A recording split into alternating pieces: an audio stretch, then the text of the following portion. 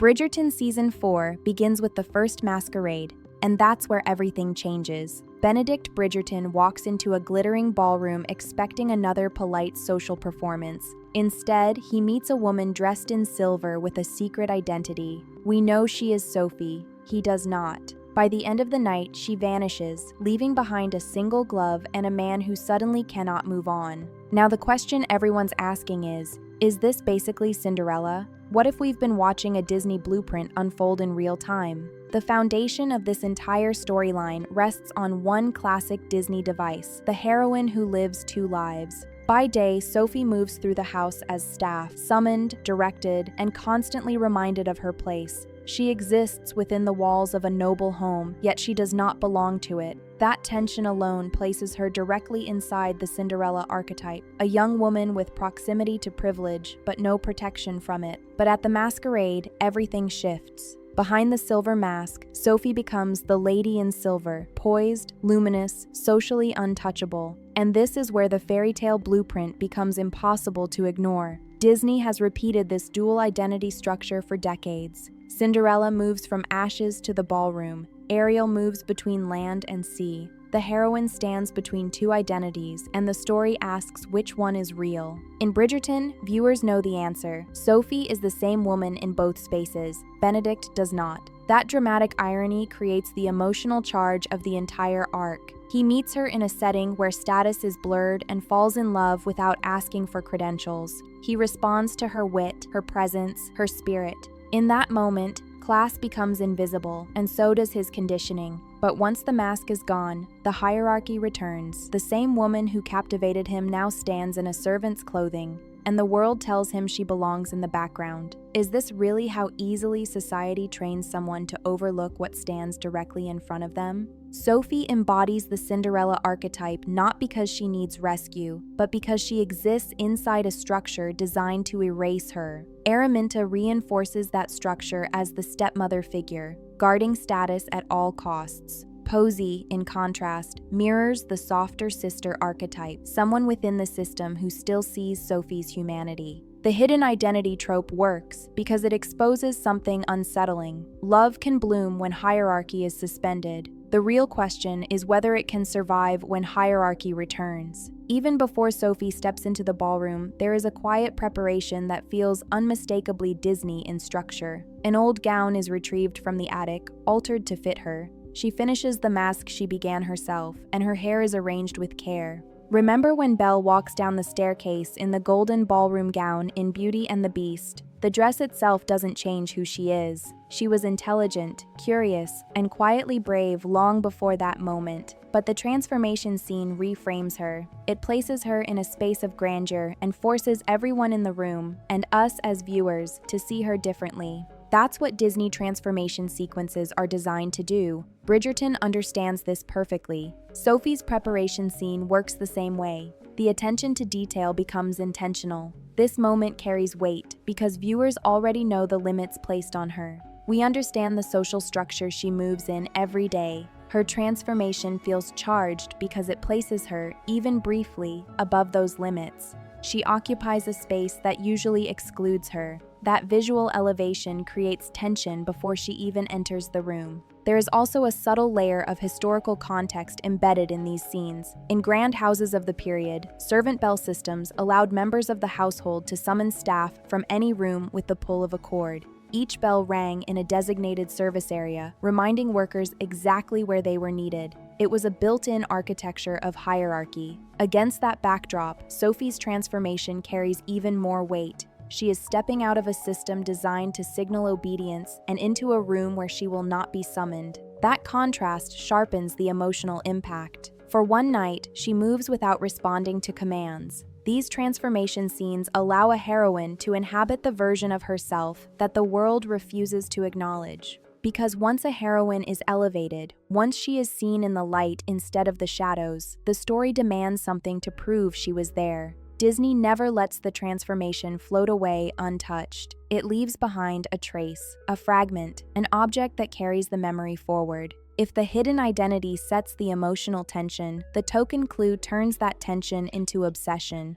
When Sophie disappears from the masquerade, she leaves behind a single glove, and suddenly, that small glove carries the weight of an entire story. Benedict holds it as proof that the night was real, that the connection he felt was not imagined. In that moment, he steps directly into the Prince Charming role, the man who becomes defined by his determination to find the woman who disappeared at midnight.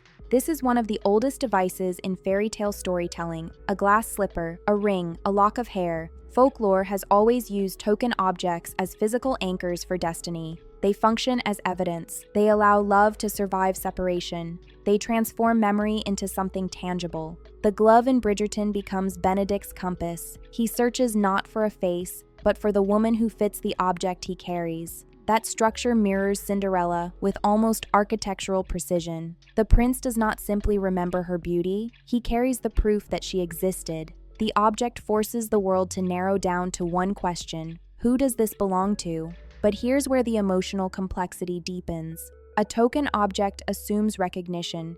It assumes that love will be confirmed through a test. In Cinderella, the slipper becomes a moment of revelation. In Bridgerton, the glove represents something more fragile. It symbolizes Benedict's certainty in a world that will challenge it. Because what happens when the woman he searches for stands before him without the silver gown, without the glamour, without the spectacle? The token promises clarity, but reality complicates it. Disney fairy tales rely on these objects because they simplify destiny. They create a path through chaos, but Bridgerton places that simplicity inside a rigid class system. The glove becomes both a romantic device and a social risk. If the woman he finds does not match the expectations attached to that night, what then?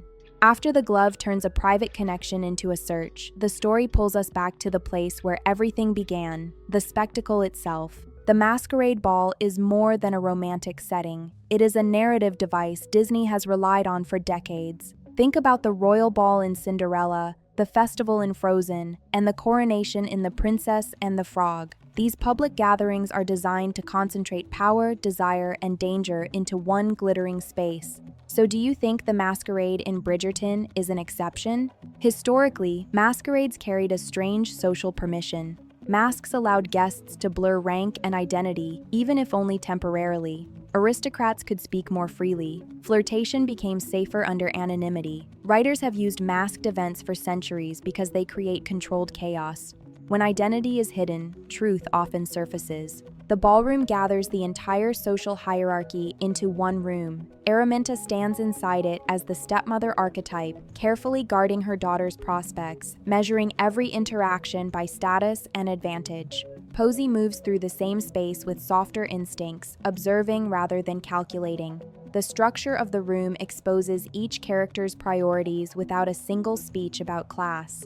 At the center of it all stands Benedict, our Prince Charming. He is surrounded by eligible matches, yet emotionally detached. The spectacle feels hollow to him until the lady in silver enters. Disney uses these grand events to stage recognition. The prince notices Cinderella across a crowded room. Tiana captures attention at a royal ball she never expected to attend. The spectacle provides contrast, a sea of options, and one person who changes the air. Simply, this spectacle allows the story to test attraction in full view of the system that could destroy it. The room represents society itself, structured, hierarchical, alert. When a connection forms there, it challenges the rules that govern everyone present. The emotional weight of the masquerade lies in that collision. Romance blooms under golden light while power quietly observes from the edges. Public magic always comes with public consequences. And in stories built on class, a ballroom can be both a dream and a battlefield at the same time. So, where does a fairy tale actually end? Well, usually it ends with a door closing behind the heroine and opening into something safer. In Cinderella, the castle is not just a romantic backdrop, it is security. Entangled, Rapunzel steps into a kingdom where she is finally recognized and claimed. The fairy tale resolution centers on acceptance into a space where the heroine will no longer be diminished. And this is where the story in Bridgerton quietly lands. Sophie has spent her life inside a house that never truly held her, because there, Araminta protects status above all else. Every decision is filtered through reputation and advantage. Posey offers glimpses of compassion, but even she operates inside that same rigid system. Sophie's place in that world is conditional. Her safety depends on silence.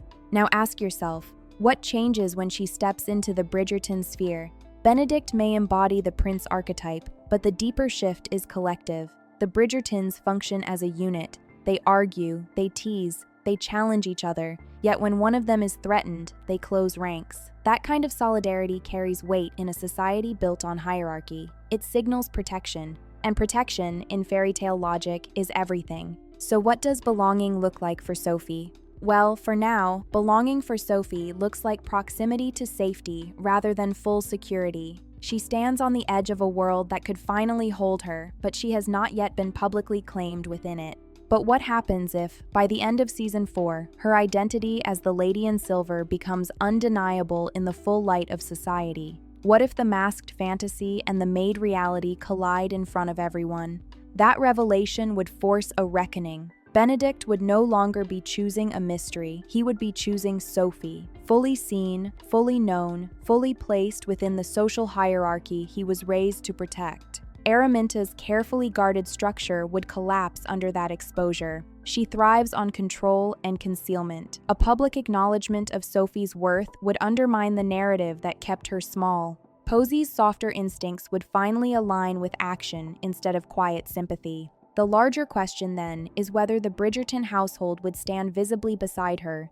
If they do, the fairy tale resolution solidifies into something powerful. A woman once confined by status stepping forward with the protection of a family that refuses to let her be diminished. So, is Season 4 based on Disney fairy tales, especially Cinderella? We can absolutely draw that parallel. We can clearly see the familiar details Disney often uses: the hidden identity, the transformation moment, the token left behind, the grand public spectacle, and the promise of belonging at the end. But Disney fairy tales usually come with a guaranteed happy ending. And with Sophie and Benedict, we don't know yet. Once Benedict sees her fully, without masks, without illusion, without social blindness, will he choose her anyway? All that remains is to see whether Bridgerton will copy Cinderella's ending too, or if it has a plot twist waiting for us.